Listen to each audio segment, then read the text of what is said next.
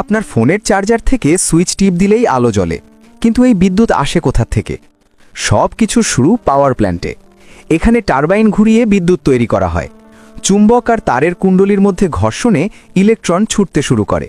এটাই বিদ্যুৎ। কয়লা, গ্যাস, পারমাণবিক, পানি, সূর্য, জ্বালানি যাই হোক, লক্ষ্য একটাই, টারবাইন ঘোরানো। পাওয়ার প্ল্যান্ট থেকে বিদ্যুৎ বের হয় 11 থেকে 25,000 ভোল্টে, কিন্তু এটা সরাসরি পাঠানো যায় না। তাই স্টেপ আপ ট্রান্সফরমার দিয়ে ভোল্টেজ বাড়ানো হয় 1 লাখ থেকে 4 লাখ ভোল্ট। ভোল্টেজ বাড়ালে কারেন্ট কমে, লস কমে, তাই লম্বা দূরত্বে পাঠাতে হাই ভোল্টেজ লাগে। সারা দেশের সব পাওয়ার প্ল্যান্ট আর সব শহর যুক্ত হয় ন্যাশনাল গ্রিডে। এরপর গ্রিড সাবস্টেশনে এসে 2,30,000 ভোল্টকে 1,32,000-এ নামানো হয়। জেলা পর্যায়ে 132 কেবি থেকে 33 কেবি করা হয়। এটাকে ডিস্ট্রিবিউশন বলে। 33,000 ভোল্টের লাইন চলে যায় শহর আর উপজেলার সাবস্টেশনে।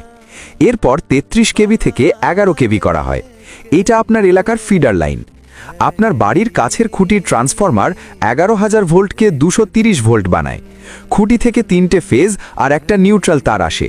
3 ফেজে 400 ভোল্ট থাকে। সার্ভিস তার দিয়ে বিদ্যুৎ আপনার মিটারে ঢোকে। মিটার হিসেব রাখে কত খরচ করলেন। মিটার থেকে ডিবি বক্সে যায়।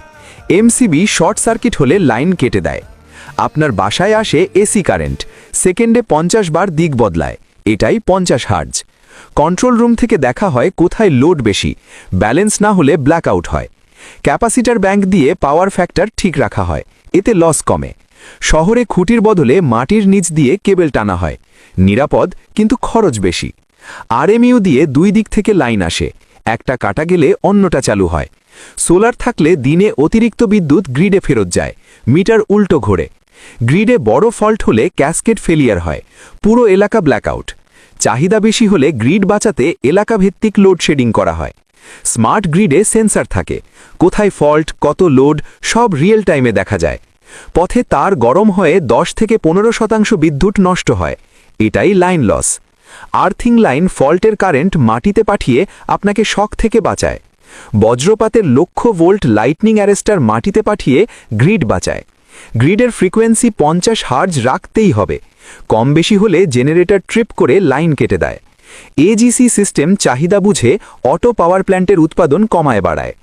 বড় গ্রিড ফেল করলে সোলার সহ এলাকা আলাদা দ্বীপ হয়ে চলতে পারে। খুব দূরে পাঠাতে এইচভিডিসি ব্যবহার হয়। ডিসিতে লস কম। রাতে কম দামে চার্জ করে পিক আওয়ারে ব্যাটারি থেকে সাপ্লাই দেওয়া হয়। রাত 11টার পর ইস্ত্রি চালালে বিল কম। এটা ডিমান্ড সাইড ম্যানেজমেন্ট। গ্রামে খুঁটি থেকে সার্ভিস ড্রপ দিয়ে ঘরে আলো পৌঁছায়।